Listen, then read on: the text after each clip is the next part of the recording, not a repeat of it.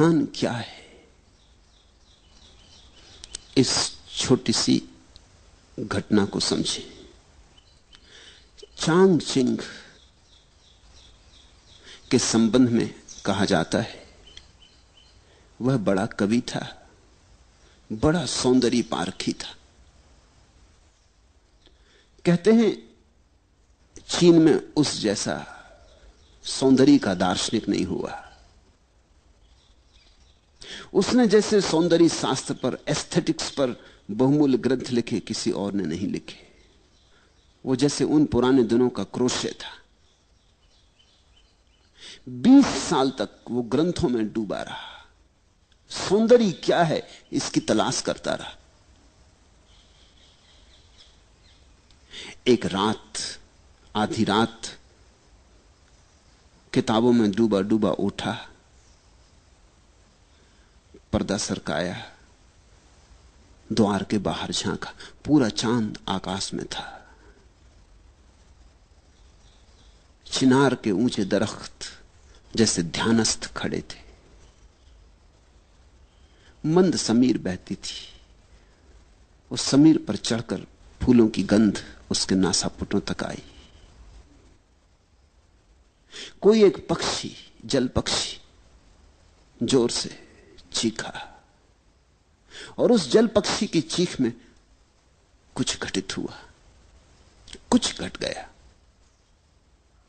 चांग चिंग अपने आप से ही जैसे बोला, how mistaken I was, how mistaken I was, raise the screen and see the world. कैसी मैं भूल में भरा था, कितनी भूल में था मैं। पर्दा उठाओ और जगत को देखो। 20 साल किताबों में से उसे सौंदर्य का पता न चला। पर्दा हटाया और सौंदर्य सामने खड़ा था, साक्षात। तुम पूछते हो ध्यान क्या है? ध्यान है पर्दा हटाने की कला। और यह पर्दा बाहर नहीं है, यह पर्दा तुम्हारे भीतर पड़ा, तुम्हारे अंतस्थल पर पड़ा है। ध्यान है पर्दा हटाना। पर्दा बुना है विचारों से, विचार के ताने बानों से पर्दा बुना है। अच्छे विचार, बुरे विचार, इनके ताने बाने से पर्दा बुना है। जैसे जैसे तुम विचारों के पार झांकने लगो, या विचारों को ठहराने में सफल हो जाओ, या विचारों को हटाने में सफल हो जाओ, वैसे ही ध्यान घट जाएगा। निर्विचार दशा का नाम ध्यान है। ध्यान का अर्थ है ऐसी कोई संधि भीतर जब तुम तो हो, जगत तो है, और दोनों के बीच में विचार का पर्दा नहीं। कभी सूरज को उगते देखकर, कभी पूरे चांद को देखकर, कभी इन शांत वृक्षों को देखकर, कभी गुलमोहर के फूलों पर ध्यान करते हुए। तुम हो, गुलमोहर है, सजा दुल्हन की तरह, और बीच में कोई विचार नहीं। इतना भी विचार नहीं कि यह गुलमोहर का वृक्ष है, इतना भी विचार नहीं कि फूल सुंदर हैं, इतना भी विचार नहीं। शब्द उठ ही नहीं रहे, अवाक, मौन, स्तब्ध तुम रह गए हो। उस घड़ी का नाम ध्यान है। पहले तो क्षण क्षण को होगा, कभी कभी होगा, और जब तुम चाहोगे तब ना होगा, जब होगा तब होगा। क्योंकि ये चाह की बात नहीं, चाह में तो विचार आ गया। ये तो कभी कभी होगा। इसलिए ध्यान के संबंध में एक बात ख्याल से पकड़ लेना, खूब गहरे पकड़ लेना, ये तुम्हारी चाहत से नहीं होता है। ये इतनी बड़ी बात है कि तुम्हारी चाहत से नहीं होती, ये तो कभी कभी अनायास किसी शांत क्षण में हो जाती। तो हम करें क्या? ध्यान के लिए हम करें क्या? यही शायद तुमने पूछना चाहा कि ध्यान क्या है, कैसे करें। ध्यान के लिए हम इतना ही कर सकते हैं कि अपने को शिथिल करें, दौड़ धाप से थोड़ी देर के लिए रुक जाएं, घड़ी भर को 24 घंटे में सब आपाधापी छोड़ दें। लेके तकिया निकल गए, लेट गए लान पर, टिक गए वृक्ष के साथ, आंखें बंद कर ली, पहुंच गए नदी तट पर, लेट गए रेत में, सुनने लगे नदी की कलकल। मंदिर मस्जिद जाने को मैं कह ही नहीं रहा हूं, क्योंकि पत्थरों में कहां ध्यान। तुम जीवंत प्रकृति को खोजो। इसलिए बुद्ध ने अपने शिष्यों को कहा, जंगल चले जाओ, वहां प्रकृति नाचती चारों तरफ। 24 घंटे वहां रहोगे, कितनी देर तक बचोगे? कभी ना कभी तुम्हारे बावजूद किसी क्षण में अनायास प्रकृति तुम्हें पकड़ लेगी। एक क्षण को संस्पर्श हो जाए, एक क्षण को द्वार खुल जाए, एक क्षण को पर्दा हट जाए, तो ध्यान का पहला अनुभव हुआ। और पहले अनुभव के बाद फिर अनुभव आसान हो जाते। आसान इसलिए हो जाते कि तब तुम्हें एक बात समझ में आ जाती कि सीधे सीधे ध्यान को पाने का कोई उपाय नहीं, परोक्ष मार्ग है। तुम शिथिल रहो, आहिस्ता से चलो, आपाधापी छोड़ो। 1 घंटे के लिए कम से कम 24 घंटे में लीन हो जाओ प्रकृति में। संगीत सुनो कि पक्षियों के गीत सुनो। कुछ न हो करने को आंख बंद कर लो, अपनी सांस सुनो। बुद्ध ने तो इस पर बहुत जोर दिया, अपनी सांस को ही देखते रहो, आई गई आई गई। इसकी माला बना लो, इससे बेहतर कोई माला नहीं। हाथ में माला लेके फेरोगे वो तो बहुत जड़ माला है। यहां जीवित श्वास चल रही, श्वास की माला फेरी जा रही। श्वास भीतर आई बाहर गई, श्वास भीतर आई बाहर गई।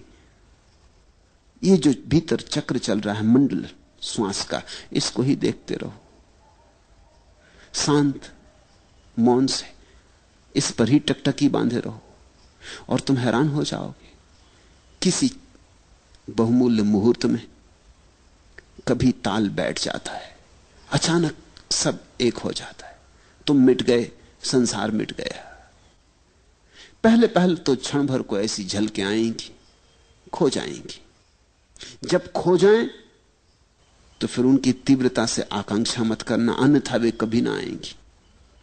जब खो जाएं तो कहना ठीक, अब जब फिर दोबारा आएंगी फिर भोगेंगे। मगर उनके आने के लिए द्वार दरवाजे खुले रखना। ऐसा ही समझो कि सूरज बाहर निकला है, तुम अपने कमरे में दरवाजा बंद किए बैठे हो, रोशनी भीतर नहीं आती। अब सूरज को कोई गट्ठर में बांध के भीतर लाने का उपाय भी तो नहीं। सूरज की किरणों को कोई गाय बैल जैसा हाँक के भीतर लाने का उपाय भी तो नहीं। क्या करोगे? दरवाजा खोल दो, सूरज की किरणें अपने से भीतर आ जाती। कभी कभी रात होगी और नहीं आएंगी क्योंकि सूरज नहीं है, कभी कभी दिन होगा और आएंगी क्योंकि सूरज है, कभी कभी दिन भी होगा और बादल घिरे होंगे और नहीं आएंगी क्योंकि सूरज बादलों में ढका है। मगर कभी कभी मौके मिलेंगे जब दिन है, बादल भी नहीं है, सूरज प्रकट है, तो किरणें भीतर आएंगी।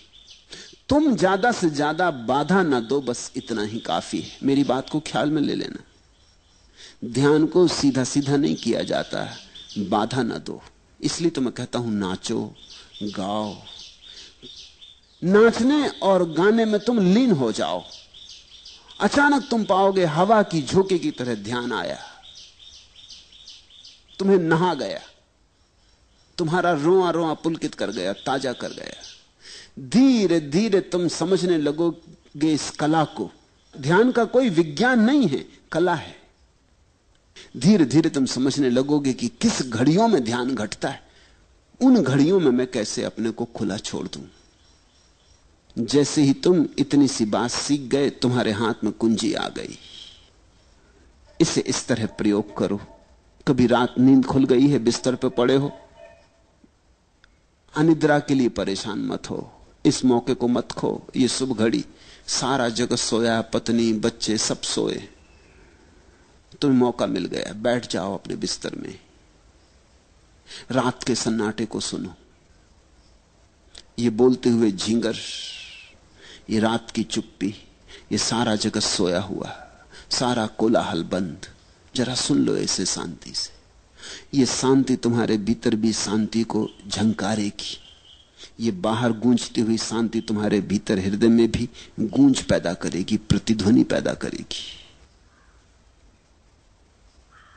जब सारा घर और सारी दुनिया सोई हो तो आधी रात चुपचाप अपने बिस्तर में बैठ जाने से ज्यादा शुभ घड़ी ध्यान के लिए खोजनी कठिन है। लेकिन मैं ये नहीं कह रहा हूं कि तुम आधी रात अलार्म भर के बैठ जाओ, कभी नहीं, तो धोखा हो जाएगा। तुमने अगर इसको कोई नियम बना लिया कि अलार्म भर के 2 बजे रात उठ के बैठ जाएंगे, फिर सब गड़बड़ हो जाएगी। ध्यान तुम्हारे खींचे खींचे नहीं आता। ध्यान इतनी नाजुक बात है तुम बुलाते हो तो संकोच से भर जाता, आते ही नहीं। बड़ी नाजुक दुल्हन है ध्यान। तुम जोर जबरदस्ती मत करना, नहीं तो बलात्कार हो जाएगा। बहुत धीरे धीरे फुसलाना पड़ता। फुसलाने शब्द को याद रखना, ध्यान को फुसलाना पड़ता। फिर 24 घंटे में कभी भी हो सकता है, लेकिन ख्याल यही रखना कि फुसलाना है, आयोजन नहीं करना। नहीं तो लोग हैं कि रोज 5 बजे उठाए और बैठ गए ध्यान करने, जड़ की तरह, यंत्रवत, मशीन की तरह। नहीं, ऐसा ध्यान नहीं होता। हां, तुम ख्याल रखो, थोड़ा अपने हृदय का भी भाव रखो कि जब तुम्हारा हृदय बहता हो तब चूकना मत। तब 1000 काम हो तो छोड़ के एकांत में बैठ जाना। अपने स्नान गृह में भी बैठ गए जाके तो चलेगा, लेकिन जब तुम्हें लगे कि हां अभी भीतर घड़ी आती मालूम पड़ती, विचार कुछ कम है, तनाव कुछ कम है, मन कुछ प्रफुल्लित है, आनंदित है, ये घड़ी है। लोग अक्सर उल्टा करते, जब उनका मन दुखी होता तब ध्यान करते हैं। लोग दुख में भगवान को याद करते। ये तो जब उल्टी हवा बह रही है तब बहुत कठिन हो जाएगा सुख में याद करना। इसलिए मेरे सूत्र अनूठे हैं। मैं तुमसे कहता हूं, जब तुम्हारा मन बड़ा सुखी मालूम पड़े, कोई मित्र घर आया है, बहुत दिनों बाद मिले, गले लगे, गपशप हुई है, मन ताजा है, हल्का है, खूब प्रसन्न हो तुम, इस मौके को छोड़ना मत। बैठ जाना एकांत में। इस घड़ी में सुख का सुर बज रहा है, परमात्मा बहुत करीब है। सुख का अर्थ ही होता है जब तुम्हारे जाने अनजाने परमात्मा करीब होता है, चाहे जानो चाहे ना जानो। सुख जब तुम्हारे भीतर बजता है तो उसका अर्थ हुआ कि परमात्मा तुमसे बहुत करीब आ गया। तुम किसी अनजाने मार्ग से घूमते घूमते परमात्मा के पास पहुंच गए हो। मंदिर करीब है, इसलिए सुख बज रहा है। इस घड़ी को चूकना मत। इस घड़ी में तो जल्दी से खोजना, कहीं किनारे पर ही हाथ के बढ़ाने से ही मंदिर का द्वार मिल जाएगा। लेकिन लोग दुख में याद करते, सुख में भूल जाते। दुख में तुम मंदिर से बहुत दूर पड़ गए हो, अनंत दूरी है। दुख में तो भरोसे नहीं आता कि ईश्वर हो भी सकता है। दुख में कहां भरोसा आ सकता है? दुख में तो ऐसा लगता है संसार में कोई नहीं है। दुख में तो ऐसा लगता है कि ये कोई शैतान चला रहा है संसार को, कोई दुष्ट। दुख में तो ऐसा लगता है कि समाप्त कर लो अपने को। न कोई कृतज्ञता, न कोई धन्यवाद का भाव उठता। दुख में कैसे उठे? लेकिन लोग दुख में मंदिर जाते, मस्जिद जाते, भगवान को याद करते, प्रार्थना करते और सुख में भूल जाते। और मैं तुमसे कहता हूं, सुख में ही घटता है। सुख के क्षण में ही तुम करीब से करीब होते हो। उस समय सरक जाना, उस समय लेट जाना जमीन पर, साष्टांग रख देना सिर भूमि पर, ठंडी गीली लान पर लेट जाना, आंख बंद कर लेना। उस क्षण सोच लेना अपने को कि मिल रहे पृथ्वी के साथ, एक हो रहे पृथ्वी के साथ। और तुम पाओगे कभी कभी आ जाती लहर, तरंग की तरह तुम्हारे भीतर प्राणों में कुछ कब जाता, कोई नई बीन बजती। धीरे धीरे पहचान हो जाएगी और धीरे धीरे तुम्हें कला आ जाएगी।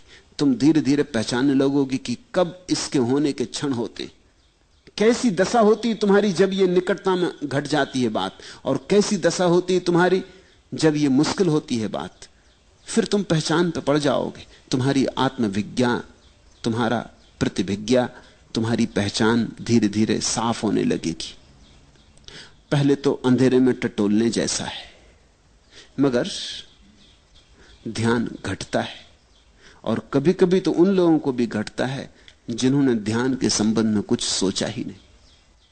अधार्मिकों को भी घटता है, क्योंकि ध्यान की कोई शर्त ही नहीं है। छोटे बच्चों को घट जाता है, छोटे बच्चों को ज्यादा घट जाता है जब बजाय बड़ों के। तितली के पीछे भाग रहा बच्चा, सुबह का सूरज निकला, भागा जा रहा तितली के पीछे, सब भूल जाता है, तितली ही सब हो गई, उसे याद ही नहीं रहती, खुद भी तितली जैसा उड़ा जा रहा। उस घड़ी ध्यान की झलक मिल जाती। लोग जीवन भर याद करते हैं कि बचपन में बड़ा सुख था। किस सुख की याद है ये? क्या तुम सोचते हो बचपन में तुम्हारे पास बहुत धन था?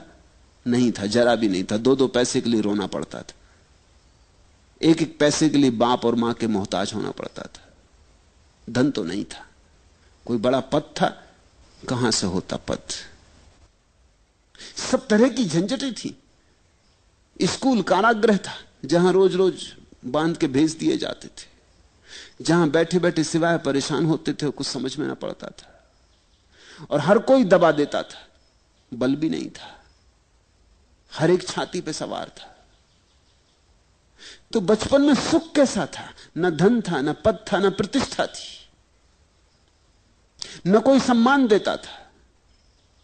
सुख हो कैसे सकता था? सुख कुछ और था।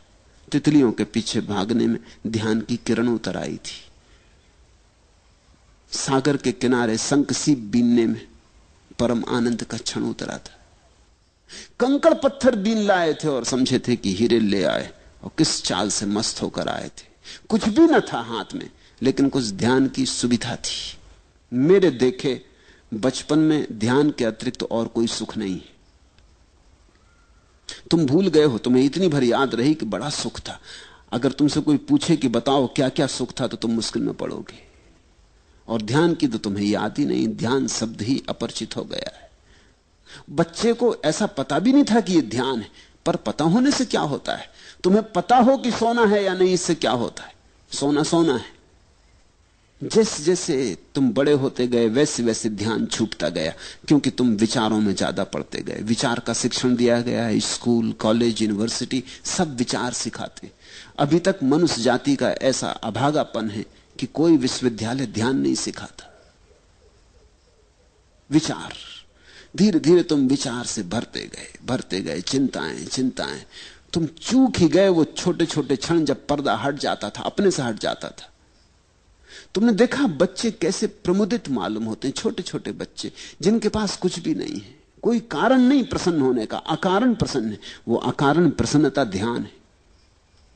देखा एक छोटा बच्चा अपने झूले में पड़ा है, कुछ नहीं चूसने को अंगूठा चूस रहा है, और कैसा प्रसन्न मालूम होता है। ऐसा प्रसन्न मालूम होता है कि सिकंदर भी ना रहा होगा प्रसन्न, अकबर और अशोक भी ना रहे होंगे ऐसे प्रसन्न, बड़े से बड़े साम्राज्य के मालिक ऐसे प्रसन्न ना रहे होंगे। इसके पास कुछ भी नहीं, या तो अपने हाथ का या पैर का अंगूठा डाले चूस रहा, लेकिन कुछ घट रहा है। अभी पर्दा खुला ही है, अभी विचार उठते ही नहीं, अभी भीतर की वीण बज रही है। यहूदियों में एक कथा है कि जब कोई बच्चा पैदा होता है तो देवता आते और उस बच्चे के सिर पे हाथ फेरते, ताकि वो भूल जाए उस सुख को, जो सुख परमात्मा के घर उसने जाना था। नहीं तो जिंदगी बड़ी कठिन हो जाएगी। दयावश ऐसा करते हैं, नहीं तो जिंदगी बड़ी कठिन हो जाएगी। अगर वो सुख याद रहे तो बड़ी कठिन हो जाएगी तुलना में। तुम फिर कुछ भी करो व्यर्थ मालूम पड़ेगा। धन कमाओ, पद कमाओ, सुंदर से सुंदर पत्नी और पति ले आओ, अच्छे से अच्छे बच्चे हो, बड़ा मकान हो, कार हो, कुछ भी सान न मालूम पड़ेगा अगर वो सुख याद रहे। तो यहूदी कथा कहती है कि एक देवता उतरता करुणावश और हर बच्चे के माथे पे सिर हाथ फेर देता है। उस हाथ के फेरते ही पर्दा बंद हो जाता, उसे भूल जाता परमात्मा, सुख भूल गया। फिर ये जीवन के दुखों में ही सोचने लगता है सुख होगा। उस पर्दे से खोलना है जो देवताओं ने बंद कर दिया। मुझे तो नहीं लगता कि कोई देवता बंद करते, देवता ऐसी मूढ़ता नहीं कर सकते, लेकिन समाज बंद कर देता है। शायद कहानी उसी की सूचना दे रही।